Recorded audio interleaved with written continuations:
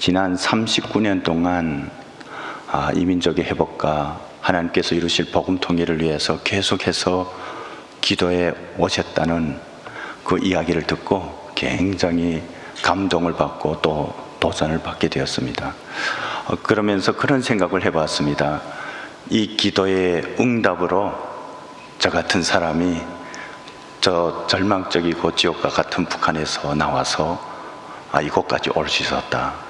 하나님께서 또한 그 일들을 통해서 하나님께서 앞으로 이루실 그 통일을 저와 같은 사람뿐만 아니라 또 대한민국 교회와 수많은 우리 그리스도인들을 통해서 준비하고 계신다고 확신합니다.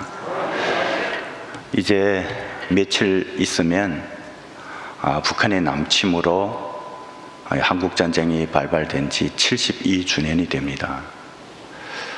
북한의 그 남침으로 인해서 동족 상잔이라는 그런 끔찍한 일이 72년 전에 우리 한반도에서 있었습니다. 저는 다시는 그런 끔찍한 일이 재현돼서는 안 된다고 생각합니다.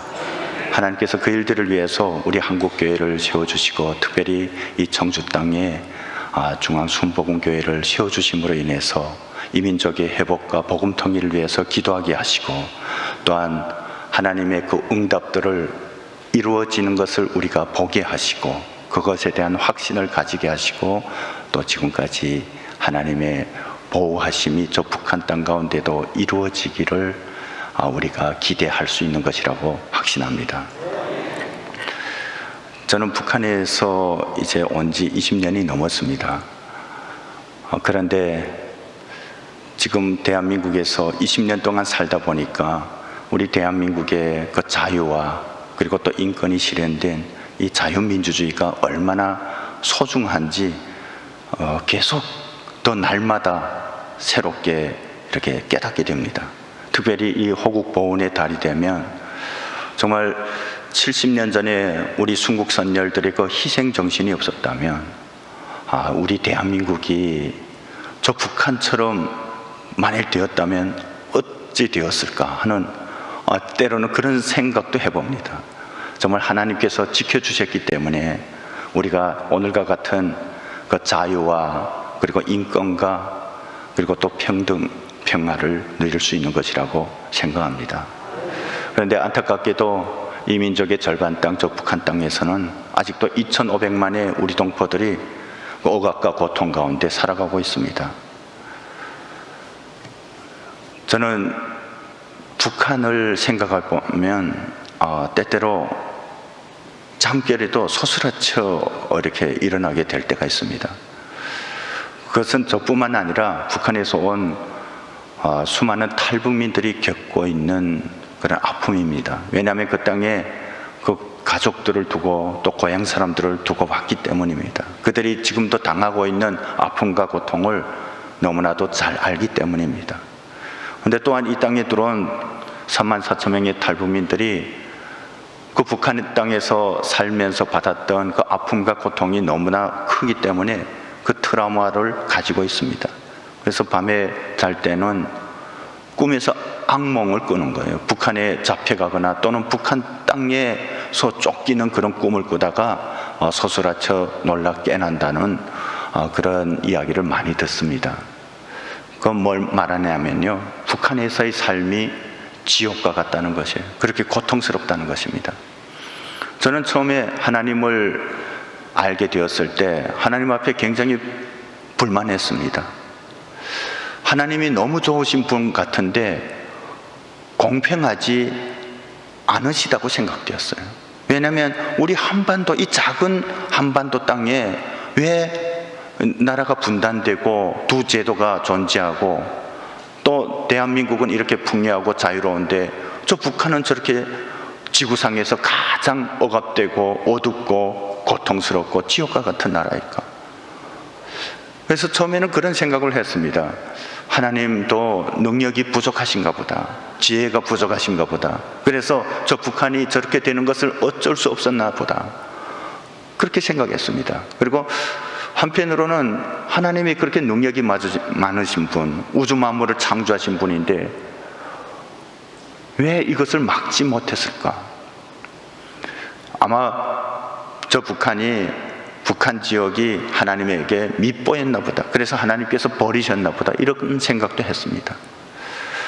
그런데 후에 제가 하나님을 더 깊이 알수록, 그리고 또 하나님께서 보여주신 그 상황을 통해서 하나님께서 저 북한 땅을 사랑하시고 또 오래전에 이 민족을 선택하실 때 저 북한 지역에서 하나님의 놀라운 역사를 이루어오셨다는 것을 알 수가 있었습니다. 실은 제가 북한에서 살 때 하나님에 대해서 전혀 알 수가 없었습니다. 그냥 상식적으로 기독교에 대해서 알고 예수님에 대해서 그냥 들었을 뿐입니다.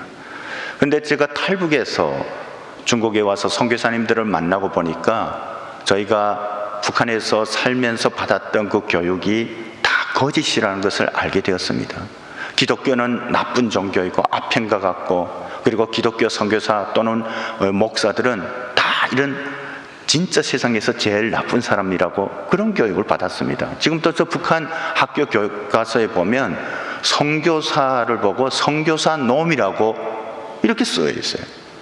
그 선교사 놈이 어린 아이가 배고파서 가수원에서 굴러떨어진 그 썩은 사과를 하나 집어 먹었다고 해서 이마에다가 청강수가 염산으로 도적이라고 쓴, 여러분 그런 교육을 받은 북한 사람들이 어떻게 생각하겠습니까? 정말 기독교는 나쁜 종교구나, 그리고 선교사나 이 기독교인이나 또는 목회자들은 나쁜 사람이구나, 그런 생각을 할 수밖에 없는 것이에요. 근데 탈북에서 선교사님들을 만나보니까 너무 선한 분들이에요.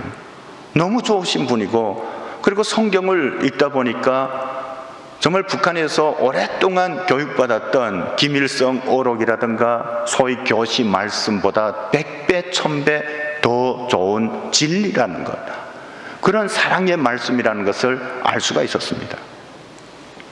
실은 제가 탈북한 것은 어떤 경험하지는 못했지만 북한에서 사는 그 삶보다 조금 더 나은 삶을 지향해서입니다. 여러분, 북한에서 태어났다는 것은 눈이 있어도 볼 수 없고, 귀가 있어도 들을 수 없고, 입이 있어도 말할 수 없는, 우리가 흔히 당연한 것으로 생각하는 그 인권이나 자유가 깡그리 박탈된 삶입니다. 여러분, 이 땅에서 우리가 누리고 있는 자유가 얼마나 소중한 것인지 모릅니다. 그래서 우리가 그 가치를 소중히 여기고 정말 하나님 앞에 감사하고 이 자유민주주의를 지키기 위해서 더욱 깨어서 기도할 수 있었으면 좋겠습니다. 저 북한 사람들은 태어나서 보니까 그런 세상이에요. 그리고 태어나서부터 받는 교육이 그런 것이기 때문에 이 바깥 세상에 대해서 전혀 알 수가 없고 그냥 세상이 이런 줄 알았어요. 이런 삶이 소위 북한에서 교육하는 행복한 삶이고, 그리고 세상에 부러움 없는 삶인 줄 알았어요. 그렇게 속 키우면서 세뇌당하고 또 통제를 당하고 북한 전체 주민들을 바보 아닌 바보로 만들면서 그들의 어떤 창의성을 깡그리 말살하면서 그렇게 통제해 왔는데, 여러분, 아무리 그렇게 세뇌 교육을 하고 통제해도 그 참을 수 없는 게 있습니다. 그것이 뭐냐면요, 육체적인 그 욕구, 배고픔입니다. 북한에서 그렇게 배급제를 통해서 사람들에게 조금씩 쌀을 주고 그리고 선전하고 통제하고 할 때는 그런 대로 그 체제에 사람들이 잘 순응했습니다. 그리고 잘 따라갔습니다. 그리고 그런 체제에 충성하는 것이 어떤 자신들의 본분이라고 생각했어요. 근데 90년대 초중반부터 고난의 행군이라는 김일성 사망 이후에 급격하게 북한 식량 사정이 어려워지고 배급제가 끊어지고 하다 보니까 사람들이 배고픔을 참을 수 없는 것이에요. 점점 그것이 극심해지다가 수많은 사람들이 굶어 죽는 상황에 이르렀습니다. 그 사람들이 그냥 먹고 목숨을 부지하기 위해서 국경 지역에 있는 사람들이 처음에 두만강을 건너서 중국에 가서 도움을 받고 북한에 돌아오는 그 일들이 시작되었어요. 여러분, 탈북자들은 처음부터 탈북자가 아니었어요. 그냥 생명을 부지하기 위해서, 그래서 먹고 다시 힘을 내서 당에 충성하자고, 그래서 두만강 압록강을 건넜던 도강자였습니다. 그런데 두만강을 건너고 압록강을 건너서 북한 밖의 세상을 처음으로 눈으로 접하고 보니까 지금까지 북한에서 배웠던 그 세상하고 알고 있었던 그런 상황하고 전혀 다른 것입니다. 그래서 그때 많은 사람들이 눈을 뜨기 시작했어요. 우리가 지금까지 속여 살았구나. 지금까지 교육받은 것이 다 거짓이구나. 이런 소문들이 북한에 계속해서 퍼지게 되고 많은 사람들이 이 배고픔을 이기고 또 살 길을 찾아 가족들을 먹여 살리려고 탈북하게 되었습니다. 그렇게 탈북 러시가 이루어지게 되고 이제는 이 대한민국 땅에 3만 4천 명의 북한 사람들이 들어오게 된 것입니다. 저는 이것이 우연이 아니라고 생각합니다. 우리 여러분들께서 지난 40년 동안 하나님 앞에 부르짖었던 그 기도에 하나님께서 응답하시어 이제는 하나님의 회복의 때가 가까이 오니까 하나님께서 우리로 하여금 더 구체적으로 이 민족 가운데 이루실 하나님의 회복을 준비하라고 북한 사람들을 이 땅에 보내신 것이라고 믿습니다. 왜냐하면 우리가 그전까지는 북한에 갈 수가 없지 않습니까? 북한을 위해서 기도하는데 북한 사람들이 얼마만한 아픔을 겪었는지 어떤 고통을 당하는지 알 수가 없었지 않습니까? 그런데 그 기도에 하나님께서 응답하시어 이제는 하나님의 회복의 때가 가까이 왔다는 것을 우리 대한민국 교회에 알려주심과 함께 그 일들을 구체적으로 준비하시라고 북한 사람들을 이 땅에 보내신 것이라고 생각합니다. 저도 국경지역에서 태어나서 그곳에서 자그맣게 눈이 뜨면서 북한 밖의 세상에 대해서 궁금증이 생겼어요. 그렇게 준비하다가 1998년도에 탈북하게 되었는데 제가 듣던 것하고 눈으로 보는 세상은 전혀 달랐습니다. 이 강 하나를 두고 이렇게 풍요한데, 이렇게 잘 사는데, 그리고 처음 중국에 가봤을 때 저는 그곳이 천국인 줄 알았어요. 그렇게 자유롭게 보이더라고요. 솔직히 말하면 이 풍요한 그리고 자유로운 대한민국에서 살다가 지금 중국 저희가 처음에 탈북했던 그런 지역에 가보면 적응이 안 됩니다. 그래서 사역 때문에 갔다가 빨리 돌아오고 싶어요. 그런데 처음에 북한에 살다가 중국에 갔을 때는 천국인 줄 알았어요. 근데 북한에 비해서 중국이 좀 더 자유롭고 풍요하지만 탈북민들에게는 그 땅도 결코 안전한 땅은 아니었습니다. 그런 속에서 선교사님들을 만나게 되었고 선교사님들을 통해서 하나님을 소개받게 되었습니다. 제가 처음에는 선교사님들이 어떤 거짓말을 하는가 하고 좀 지켜보자 하고서 그래서 그런 사역장 성경 통독반이라는 곳에 가게 되었는데 이 성경을 잠깐 보니까 너무 좋은 말씀인 거예요. 그리고 성경을 계속 읽는데 성경 내용은 너무 좋아가지고 그럼에도 하나님이 살아계신다는 것은 믿어지지 않는 거예요. 어떻게 이 20세기에 눈을 뜨고 하나님이 계시다고 이렇게 믿을 수 있냐. 물론 이 성경이 좋다는 것은 인정되는데 하나님이 살아계신다는 것은 믿을 수 없다. 그래가지고 제가 성경을 읽으면서 어떻게 하면 선교사들의 그 숨은 그 마음을 밝혀낼까 하고서 성경을 읽으면서 어떤 부분들을 창세기라든가 그 출애굽기 그 하나님의 기적들을 이렇게 끄집어내 가지고 그것에 대한 질문을 계속했던 거죠. 처음에는 저는 다 쇼를 하는 줄 알았습니다. 믿지 않고 그냥 믿는 척하며 입 가지고 맞벌이를 하는 이런 사람인가 했어요. 근데 이분들의 삶을 보니까 이분들이 진심으로 하나님을 믿는 거예요. 그리고 저희 보고 믿으라 말라 그렇게 이야기하지 않는데 그분들의 삶을 보니까 하나님이 살아계시더라고요. 제가 성경을 매일과 같이 읽으면서도 수개월 동안은 어떤 믿을 수가 없었어요. 그래서 애써 부인했는데 그분들의 삶을 통해서 하나님이 살아계시고 이분들이 어떤 행동이 쇼가 아니라 진심인 것을 알게 되었습니다. 그러다가 어느 때부터인가 갑자기 제가 회개의 기도가 터져 나오고 하나님 앞에 금식하며 기도하며 주님을 나의 구주로 받아들이게 되었습니다. 그리고 성경을 읽는데 그 다음부터 이 성경이 너무 꿀송이 같아서 하루에 실은 아침밥 먹고 점심밥 먹기 전까지 성경을 계속 통독하거든요. 그리고 점심 먹고 잠깐 쉬고 저녁 시간까지 또 성경을 읽고 한 주 동안 주일 빼고 그런 삶이 계속 반복되는 거예요. 근데 그 짬 시간, 그 이렇게 자투리 시간도 아까워서 제가 성경을 계속해서 묵상했습니다. 성경 말씀을 깨달을수록 이 말씀만큼 좋은 세상에 그 어떤 사람이 만들어낸 그런 말을 찾을 수가 없더라고요. 그것과 함께 저의 믿음도 조금씩 성장하기 시작했습니다. 이렇게 수개월 동안 훈련을 받고 또 하나님 앞에 기도하면서 제가 중국에서 이렇게 사역을 하게 되었는데 하나님께서 저에게, 제가 지금 이 시간에 여러분들에게 그 모든 스토리는 다 말씀드릴 수는 없습니다. 하나님께서 그 과정에 제가 믿음이 연약하니까 수많은 기적들을 보여주셨습니다.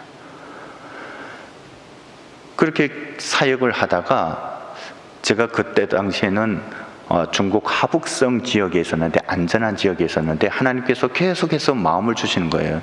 저 연변 쪽으로 나가라는 그런 감동을 주셨습니다. 제가 중국도 너무 여기 또 불안한데 연변 쪽은 너무 위험한 곳이기 때문에 가기 싫었어요. 그래서 하나님 앞에 그런 기도를 했죠. 하나님, 내가 하나님에게 3일 동안 시간 주겠습니다.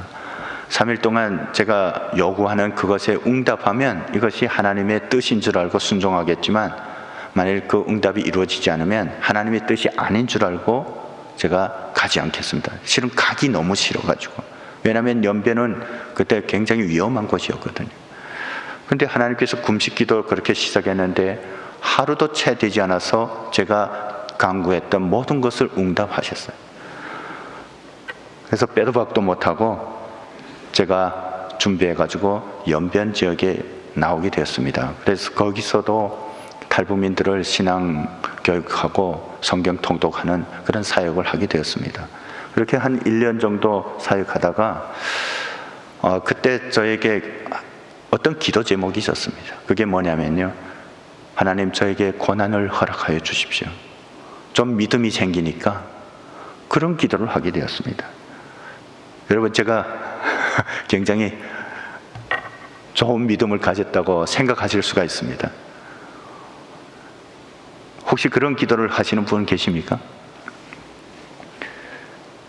그런 기도를 했는데 제 마음에는 어떤 마음이 있었냐면요, 이 성경을 읽다 보니까 하나님 앞에 쓰임받은 그 믿음의 선진들 보면 하나와 같이 고난을 경험했더라고요. 고난을 통해서 하나님께서 새롭게 하시고 또 하나님의 영광을 위해서 사용하신 것을 발견하게 되었습니다. 그래서 제 마음 가운데 나도 하나님 앞에 크게 쓰임받으려면 고난은 한 번은 거쳐야 될 게 아니냐, 그래가지고 주님 앞에 기도했던 것입니다. 마치 어떤 훈장을 위해서 거쳐야 되는 관문처럼 생각한 거예요. 그런데 그것이 여러분 건강한 기도는 아니라는 것을 후에 알았습니다. 왜냐하면 제가 기도했던 하나님 앞에 쓰임받는다는 것은 그런 것이었습니다. 사람들에게 저 사람이 하나님으로부터 크게 쓰임받는구나, 그래가지고 목에 힘주고 이제 북한 문이 열리면 고향에 가서 자 봐라, 어떤 그렇게 의시되려는 마음이 저에게 있었던 것이에요. 근데 저는 그것이 저의 믿음으로 포장된 것들 있던 것을 저 스스로도 깨닫지 못하고 그것이 좋은 기도인 줄 알았어요. 그런데 정말 하나님께서 저희 기도에 응답하셔서 제가 고난을 당하게 되었습니다. 중국 변방부대에 제가 체포되어서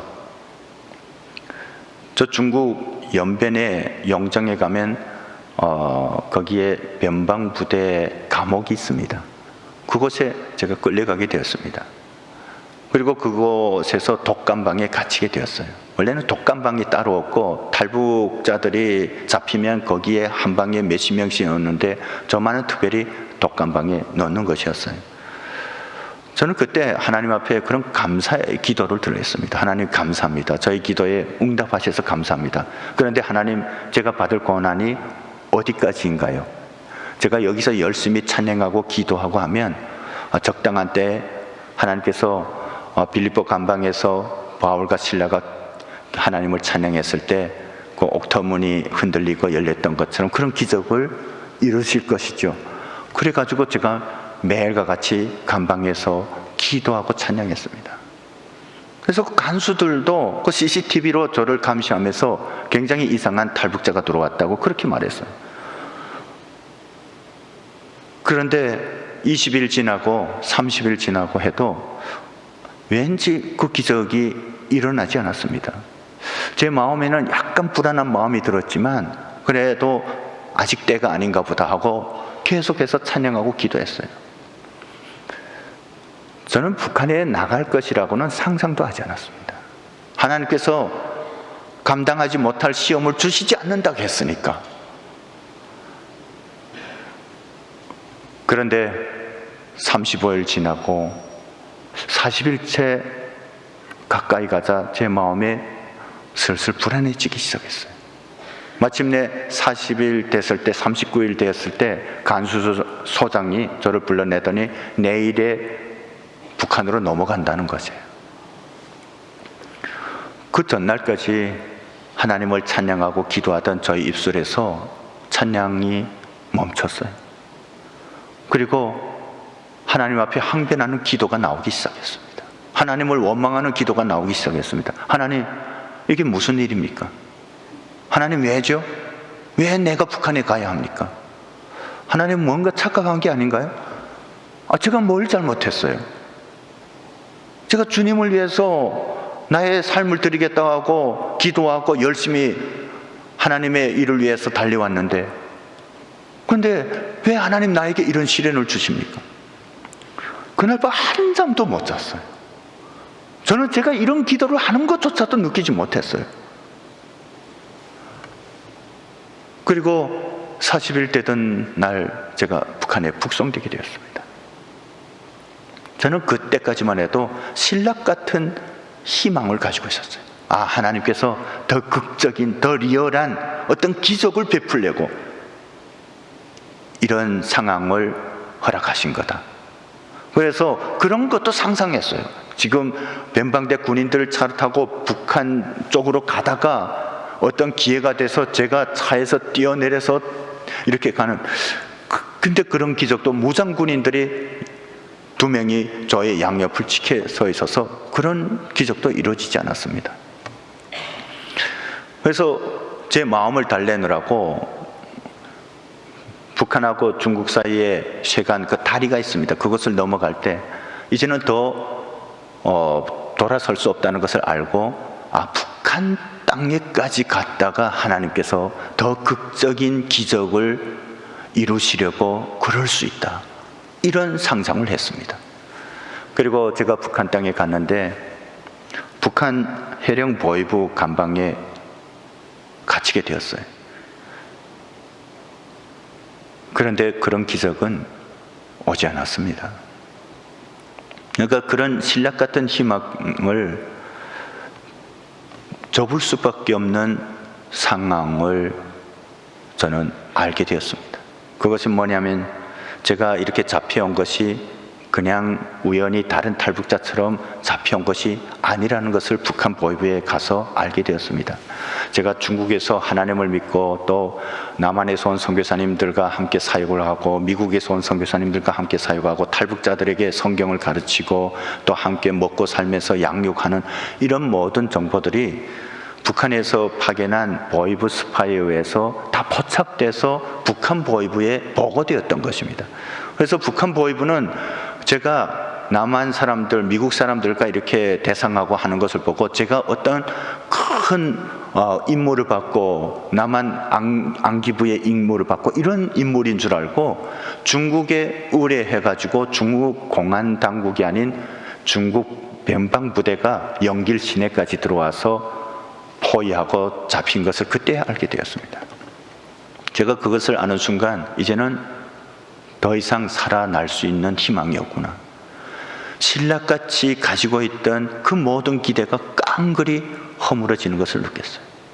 그래가지고 하나님이 더 미워지더라고요. 내가 왜 하나님을 믿고 이런 상황을 당해야 되는지.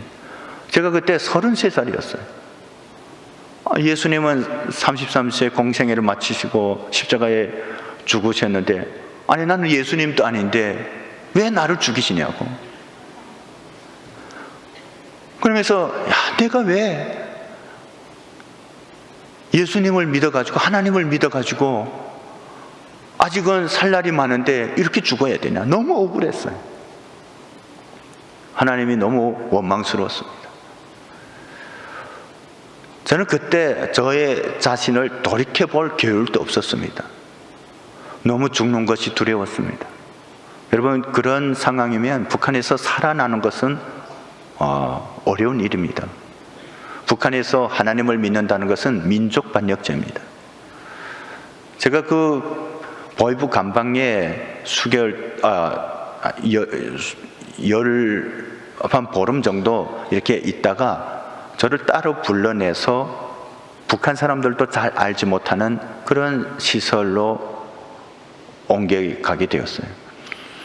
그곳에 가니까 깊은 산속에 있는 보이부 그런 특별 구금시설인데 독감방이 5개 있었습니다.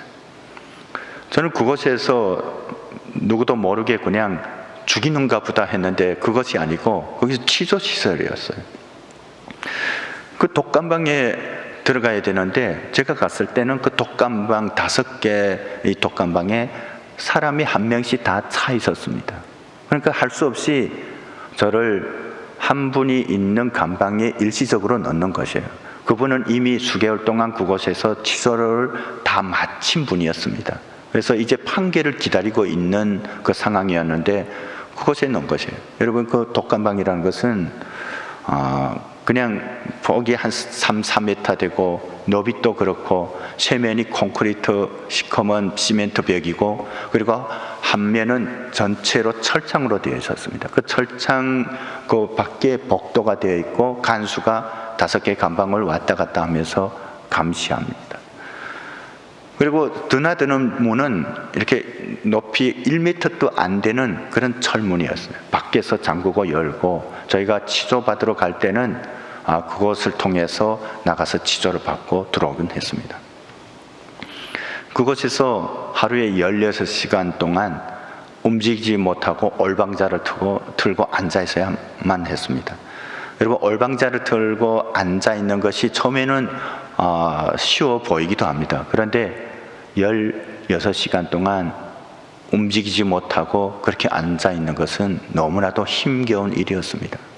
그리고 이것이 시간이 흐를수록 몸이 지치고 힘들어지고 그곳에서 제대로 먹지 못해서 살이 다 빠지고 이런 상황에서는 정말 차라리 죽는 것이 낫겠다 할 정도로 그렇게 힘든 상황이었습니다. 제가 그 방에 들어갔을 때 그곳에 계시는 분을 봤는데 그 감방이 컴컴하다 보니까 제대로 얼굴 볼 수도 없고 또 얼굴을 마주 봐서도 안 됩니다. 말도 할 수 없고 서로가 이렇게 얼굴을 보지 못하고 이렇게 앉아 있어야 되는데 그분의 뒷모습을 봤는데 앉아 있는 모습을 봤을 때 목이 너무 살이 빠져서 가느다란 거예요. 그래서 제가 뒷모습을 보고 저도 저렇게 되면 어쩌지 하는 그런 두려움이 생기게 되었습니다. 그렇게 그날 지나고 다음 날이 되었는데 간수가 그분을 불러내는 것이에요. 밖에 나가서 치료가 끝났으니까 일 시키려고 불러내는 것이었습니다.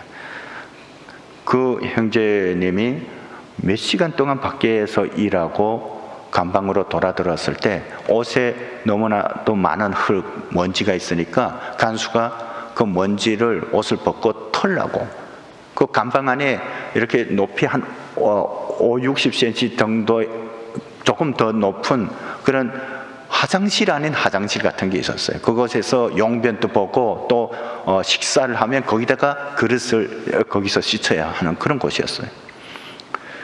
근데 그곳에 들어가서 손을 씻고 옷을 벗고 이렇게 터는데 그분의 모습을 보고 제가 경악하지 않을 수가 없었어요. 키는 한 1m 70이 넘는 남자분인데 북한 사람 치고는 큰 편이었어요. 그런데 그분의 허벅지가 한 줌밖에 안 되는 거예요. 여러분, 간혹 우리가 아프리카 기아선상에 있는 그런 사진이라든가 영상을 보지 않습니까? 저는 그런 모습을 처음 제 눈으로 봤습니다. 제가 그 모습을 보니까 너무 슬픈 거예요. 이제 앞으로의 나의 모습이구나. 내가 이제 저렇게 되겠구나. 그러면서 하나님이 더 원망스러워지는 거예요. 더 미워지는 거예요. 그래가지고 제가 나도 이제 저렇게 되면 어떠지? 저 분은 저러다가 이제 그냥 죽을 것 같았어요. 그분의 얼굴을 아직 한 번도 제대로 보지 못했지만 보지 않아도 너무 슬픈 모습을 띠고 있을 것 같았어요. 그런데 그분이 이렇게 하면서 돌아보다가 저하고 눈이 딱 마주친 거예요. 그 순간 제가 놀라지 않을 수가 없었습니다. 갑자기 천사의 얼굴을 보는 것 같았어요. 그 어두운 감방에서 갑자기 그분의 얼굴에서 빛이 나는 거예요. 그런데 그때 저의 뇌리에 그런 음성이 들려오는 거예요. 이 사람은 나의 백성이다. 제가 그 다음부터 그분하고 조심스럽게 교통하기 시작했습니다. 물론 간수가 지키기 때문에 대화할 수가 없습니다. 실은 그 감방에는 CCTV가 원래는 다 설치되어 있었어요. 근데 제가 들어가기 얼마 전에 그 CCTV가 고장 났다고 합니다. 근데 그 설비를 다시 들어오려면 중국에서 가져와야 되는데 굉장히 시간이 오래 걸린대요. 그러다 보니까 이 간수들이 2시간에 한 번씩 교대해서 감시하는데, 이 감방, 제가 들어간 감방은 끝에 감방이었어요. 그러니까 왔다 갔다 하지 않습니까? 그럼 간수의 발자국 소리가 저쪽 감방 끝으로 갈 때 제가 그분의 잔등을 치고 손바닥으로 글을 쓰면서 그분과 대화하기 시작했어요. 제가 그런 대화를 했습니다. 내가 보니까 당신은 하나님을 믿는 것 같다 하니까 그분이 나는 하나님을 믿는 사람이다 이렇게 하는 거예요. 제가 그 말을 직접 듣다 보니까 더 전율이 왔어요. 왜냐하면 저는 북한 땅에서 하나님을 믿는 사람을 만날 수 있다는 것을 상상도 못했어요. 그래서 그 전에 선교사님들이 혹시 마형제 북한에서 하나님의 어떤 믿는 사람을 봤어요? 하나님의 역사를 경험했어요? 하면 아니, 북한 땅에서는 그런 일이 있을 수 없다고 손사래를 쳤던 사람입니다. 왜냐하면 제가 한 번도 경험하지 못했기 때문에. 그래서 하나님도 북한만은 어쩔 수 없다고 생각했어요. 하나님은 북한을 버리셨다고 생각했어요. 그런데 하나님을 믿는 사람을 제가 북한 땅에서 그 감옥에서 직접 눈으로 보게 된 거예요. 그분은 선교사님들 중국에 가서 만나고 하나님을 영접하고 다시 북한에 들어와서 북한에서 복음을 전하고 지하교회를 세우다가 그렇게 잡힌 사람이었습니다. 그런데 그분의 얼굴에 엄청난 그 평안이 있었습니다. 그분은 이제 자기가 어떻게 될지 알 수 없지만 죽음이 두렵지 않다고 했습니다. 그분하고 손으로 대화하다 보니까 많은 대화는 할 수가 없었어요. 하지만 그 감방에서 저는 하나님의 위로를 받을 수가 있었습니다. 제가 하나님을 그렇게 원망하던 데로부터 하나님께서 저를 부끄럽게 하시는 거예요. 그렇게 하나님을 믿는다고 고난을 달라고 하더니 자그마한 고난 앞에서 그렇게 무너지고 하나님을 원망하는 모습이 하나님께서 보실 때 얼마나 어리석었겠습니까? 그런데 그런 저를 하나님께서는 포기하지 않으시고 그렇게 하나님의 천사를 보내셔서 저를 다시 회복하시기 시작했어요. 저는 그분이 하나님께서 저에게 보내신 천사라고 믿었습니다. 저는 그 감방에서 하나님의 사랑도 경험했습니다.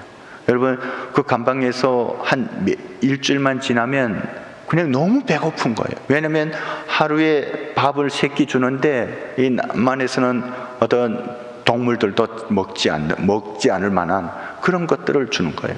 소금물에다가 말림을 이렇게 삶아준 이런 것에 옥수수 타게 옥수수 속까지 막 타게 그런 것을 주는데, 한 달만 지나면 거기 들어온 사람들이 다 뼈에 가죽 씌운 것처럼 그렇게 변하는 거예요. 근데 이분이 지금 저보다는 상황이 훨씬 더 어렵잖아요. 저는 그때 잡혀온 지 오래지 않아서 저는 그렇게 몸이 살이 빠지고 그런 상황이 아니었거든요. 근데 어느 날 이분이 일하러 또 나갔다 들어와서 저를, 간수의 눈을 피해서 저를 이렇게 툭툭 치는 거예요. 그래서 돌아보니까 손을 내미는 거예요. 내밀라고 해서 손을 내미니까 제 손에다가 뭔가를 쥐어줬습니다. 제가 그것을 보니까 생 옥수수알, 말린 옥수수알, 제가 볼 때는 한 20알 정도 되는 이런 옥수수알이었어요. 여러분, 그 감방에 그 옥수수알 한 알도 가지고 들어오는 것은 어렵습니다. 들어올 때 간수들이 몸을 또 다 수색하거든요. 그런데 이분이 그 바지에다가 이렇게 놓고 그 바지를 발 뻗고 일하다 보니까 감아 올리고 거기다가 혹시 들키면 엄청 매를 맞고 기합을 당할 수 있는데 그걸 감안하고 들어온 거예요. 그 옥수수알이 저에게 필요한 것이 아니라 그분에게 더 필요했어요. 그런데 그것을 저에게 쥐어주는 거예요. 그래서 제가 손사래를 쳤어요. 그런데 아니라고 막 눈짓으로 받으라고 해가지고 제가 그것을, 여러분, 그 소리 내서 씹을 수가 없어요. 소리가 나기 때문에. 조용한 감방에서 마치 사탕을 녹이듯이 생 옥수수알을 입안에 넣고 오랫동안 그렇게 녹여서 먹는데 제가 갑자기 눈물이 났어요. 그 감방에서 하나님의 사랑을 느끼는 것 같아서 제가 너무나도 부끄러웠고, 또 하나님의 그 은혜가 이런 어두운 감방, 저 북한의 어떤 악의 중심지 같은 그곳에서도 이루어지는구나 라고 생각하니까 너무 감동했습니다. 그리고 한 보름이 채 안 됐을 때 어느 날 그분은 불려나갔다가 다시 들어오지 못했습니다. 그분의 이름도 저는 알지 못합니다. 하지만 그분을 통해서 하나님께서는 저의 식어져가는 신앙의 불씨를 다시 살리시고, 그 안에서 저도 그분처럼 하나님의 나라를 위해서, 북한의 회복을 위해서 기도하게 하셨습니다. 제가 그 감방에 있으면서 수개월 동안 수많은 일들이 있었는데 하나님께서 저를 보호하시고 지키신다는 것을 계속해서 경험하게 되었어요. 근데 저를 치조하는 그 보위부 북한에는 소자라고 하는데 소령 계급을 딴 사람이, 제가 하나님을 믿고 제가 이렇게 중국에서 신앙훈련을 많이 받았다는 것을 알고 저를 죽이려고 그렇게 애를 썼습니다. 그러면서 저를 치조할 때마다 내가 너는 반드시 죽인다 이렇게 장담했어요. 왜냐하면 그 안에 들어가면 중국에서 있었던 그 모든 시간들을 하루하루로 쪼개서 진술서를 써야 합니다. 그런데 제가 중국에 넘어가서 얼마 안 돼서 하나님의 은혜로 선교사님을 만나게 되었고, 그리고 선교사님들을 만나서부터 제가 아까 말씀드린 대로 매일 성경 통독하고 예배드리고 기도하고 그냥 그 일들을 반복했던 거예요. 그러니까 뭘 쓰겠습니까? 그래서 제가 솔직히 이런 일들을 계속 해왔다 하니까, 그러면 그때 내가 보고 듣고 아는 것들을 다 쓰라는 거예요. 그래서 이걸 뭘 쓸까 하는데 똑같은 말들을 자꾸 쓸 수 없지 않습니까? 근데 막 기도하는데 하나님께서 그래 내가 보고 듣고 한 것을 그대로 써라 하는 거예요. 그래가지고 제가 창세기부터 요한계시록까지 제가 깨달은 것들을 한 150장의 A4 용지 같은 데다 다 썼어요. 그러면서 기도했습니다. 하나님, 저를 치조하는 그 표독스럽게 보이는 이 보위원이 이것을 읽다가 예수님을 만나게 해주십시오. 근데 제 기도가 약했는지 그 보위원이 더 표독스럽게 이래서 예수쟁이들은 죽어도 이게 바뀌지 않는다고, 너희들은 반드시 죽어야 돼 하면서 내가 장담하는데 내가 너를 반드시 죽인다 이렇게 말했어요. 그리고 한번 취소 받으러 나갈 때마다 너무나도 힘들었습니다. 그 높이 1m도 안 되고 한 50cm 좀 넘는 그 철문을 나가야 되는데 수세하고 족쇄를 차고 나가야 됩니다. 그런데 영화에서 보는 그런 수세는 비슷한데 족쇄는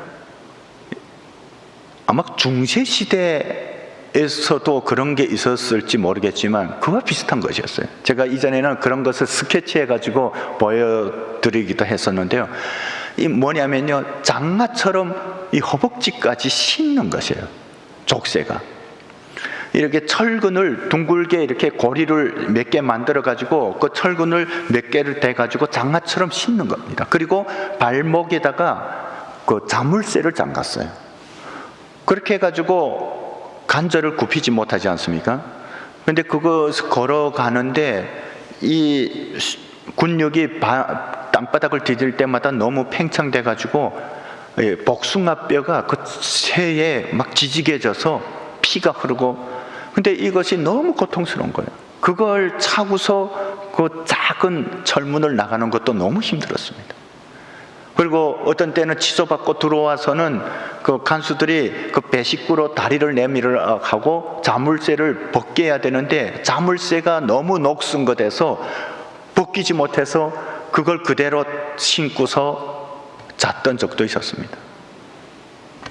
그 감방에서 자칫 조는 것이 들키면 또 엄청난 기압이라든가 또 폭행을 당했습니다. 근데 하나님께서 저를 지켜주셔서 제가 감방에서 기도하다가 때로는 깜빡 잠들고 했었는데 뒤에서 간수들이 볼 때 고개를 떨구면 조는 거라고 생각하고 그렇게 그런 사람들을 불러내다가 그 철창 거기다가 세워놓고 머리를 때리고 이렇게 다리를 배식구에 내놓고 밟고 이런 고문을 하거든요. 근데 하나님께서 제가 졸 때 한 번도 고개를 떨구지 않게 하셨어요. 저는 그래서 지금 생각해보면 천사가 저를 잡아주신 것이라고 생각합니다.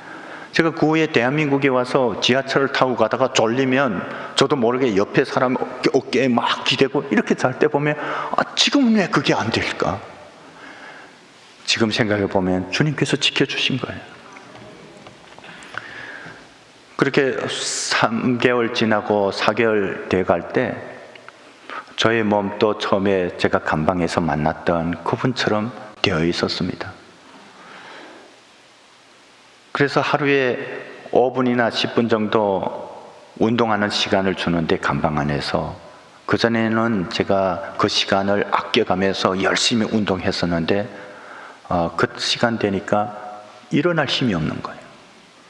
벽을 짚고 겨우 일어나는데, 그리고 그 앉아있을 때면 몸을 가누지 못할 만큼 그렇게 힘들었습니다. 그래서 저희 몸이 어떤 천길나락으로 계속 둥둥 떨어지는 것 같은, 그래서 하나님 앞에 그런 기도를 했습니다. 주님, 이제는 저를 주님 곁으로 데려가 주십시오.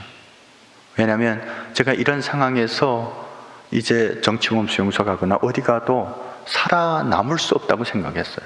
그래서 그전에는 그렇게 죽음이 두려웠는데, 그래서 주님 앞에 원망했는데, 이제 저희 신앙이 회복되고 보니까 제가 죽음이 두렵지 않은 거예요.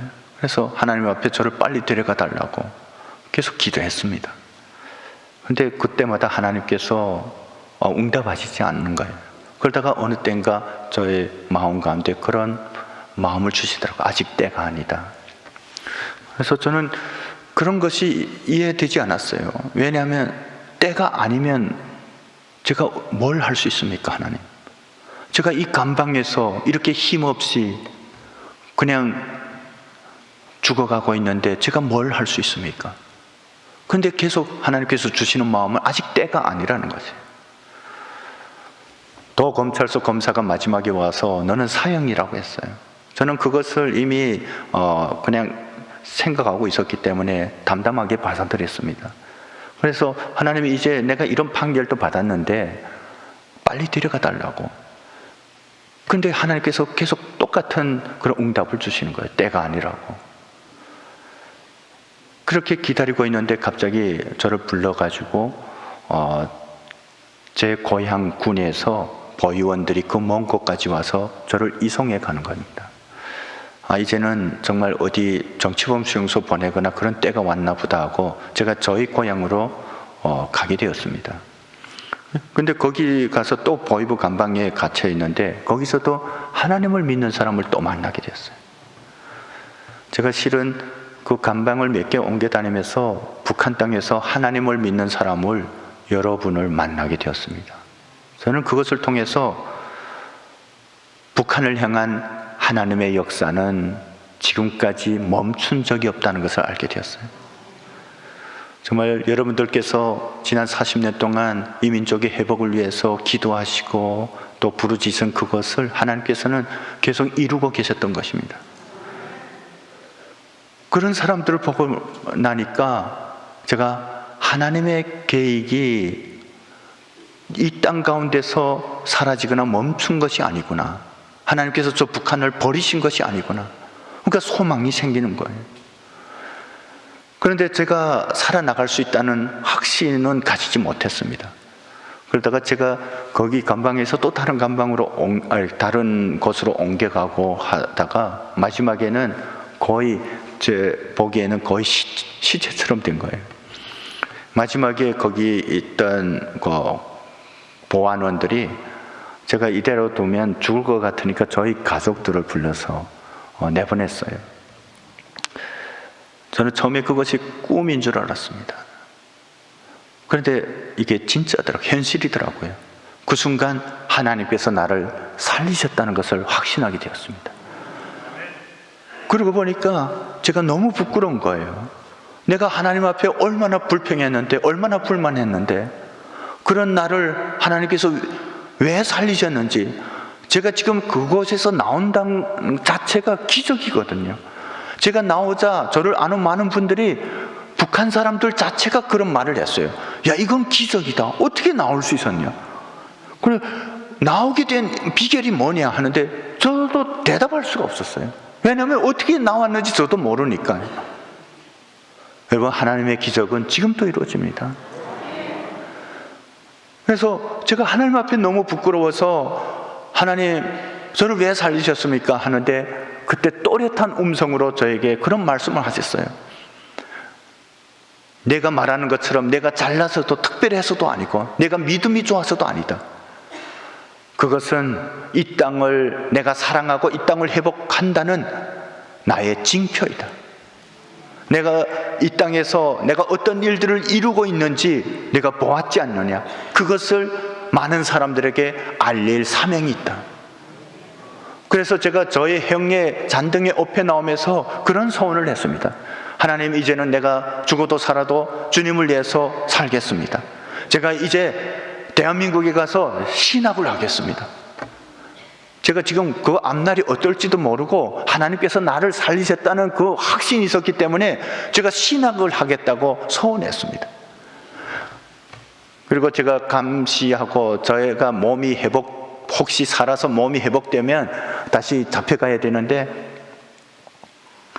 하나님께서 나를 살리셨는데 누가 그것을 막을 수 있단 말이냐, 이런 믿음이 생겨서 그렇게 기도하고 있는데, 그 있는 기간에도 집에서 예배하고 기도하고 저희 부모님에게 복음을 전하고 이렇게 하는데, 하나님께서 정말 기적적으로 한 달 조금 이렇게 남짓한 기간에 저의 몸을 굉장히 많이 회복시켜 주셨어요. 그래서 이제는 감사합니다. 제가 갈 때라고 생각하고 제가 한 달 좀 지났을 때 다시 저희 부모님에게도 말씀하고 저희 형제들에게 얘기하고 제가 다시 재탈북하게 되었습니다. 저는 그때 북한하고 중국과의 그 국경이 경계가 굉장히 상엄했고, 그리고 또 중국 쪽에서 탈북자들을 통해서 어떤 일들이 있었기 때문에 탈북자 색출하느라고 공안이라든가 군인들이 총동원되었던 시기인데, 저는 그것이 저하고는 아무 상관이 없다고 생각했습니다. 왜냐하면 하나님께서 저를 살리셨는데 누가 막을 수 있단 말이냐. 그리고 제가 다시 두만강을 건너 탈북하게 되었고, 또 중국에 가서 선교사님들을 다시 만나고 3개월 동안 하나님께서 또 요양소 같은 데서 저의 몸을 완전히 회복시켜 주시고 남한으로 오는 길을 선교사님들을 통해서 열어주셔서 제가 대한민국에 들어오게 되었습니다. 감사합니다. 근데 제가 한국에 들어가 보니까 한국이 중국에 비할 수 없이 너무 자유롭고 너무 풍요하고 너무 좋은 나라인 거예요. 그래가지고 내가 너무 섣불리 이렇게 소원했나, 그런 후회가 든 거예요. 여기서 열심히 노력하면 나도 뭔가 잘 살 수 있는데, 북한에서도 제가 좀 공부를 잘한 편인데 여기서 또 다시 공부하고 이렇게 하면 살짝 그런 후회가 드는 거예요.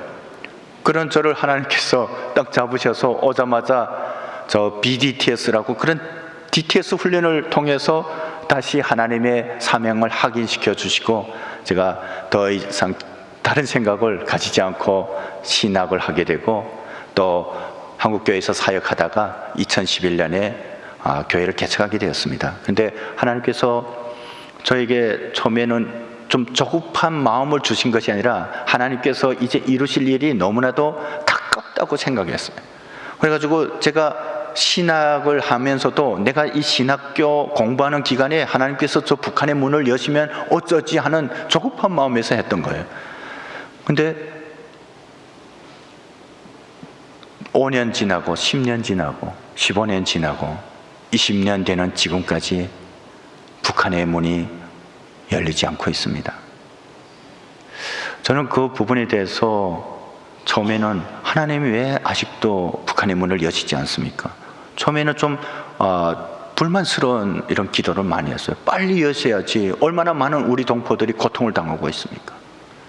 근데 점점 시간이 흐르면서 하나님의 마음을 알 수 있는 것 같아요. 오늘 우리가 함께 읽었던 이사야서 62장 1절부터 5절까지 말씀은 저는 실은 우리 민족에게 주신 하나님의 약속이라고 믿습니다. 하나님께서 하나님의 때에 반드시 저 북한을 회복시켜 주실 것입니다.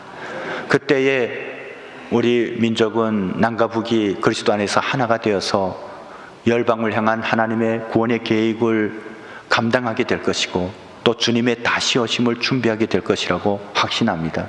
그 일을 위해서 100여 년 전에 우리 민족을 하나님께서 부르시고 이 마지막 때에 하나님의 제사장 민족으로 사용하신다는 확신이 저에게는 있습니다. 그런데 그 놀라운 사명을 우리가 감당해야 되는데, 이 한국교회가 감당해야 되는데, 이 일이 너무 중요하기 때문에, 그러니까 그냥 어느 정도 준비해서는 안 되는 일이기 때문에 하나님께서는 한국교회라 하여금 더 많이 기도하게 하시고 더 많이 준비하게 하시고, 그래서 이 때가 더 우리의 생각으로는 늦어지는 게 아닌가, 그런 생각을 가지고 있습니다. 여러분, 이 땅에 34,000명의 탈북민들이 들어와 있습니다. 하지만 그들을 보면서 여러분들도 아시겠지만 70년 동안 같은 민족이면서도, 같은 문화를 가진 민족이면서도 너무나도 다른 삶을 살아왔기 때문에 하나가 되는 것은 결코 쉬운 일이 아닙니다. 2,500만 우리 동포들이 가지고 있는 아픔과 고통, 상처는 이루 말할 수 없이 큰 것입니다. 그들이 가지고 있는 이 트라우마는 어떤 세상의 상담이나 이런 것으로는 치유할 수 없는 것입니다. 그래서 하나님께서는 이 일을 교회가 감당하시기를 원하시는 것입니다. 한국교회가 그 일을 위해서 기도하고 준비하고 감당하기를 원하시는 것입니다. 저는 이 사역을 하면서 보니까 정말 주님의 복음밖에는 해답이 없다는 것을 알게 되었습니다.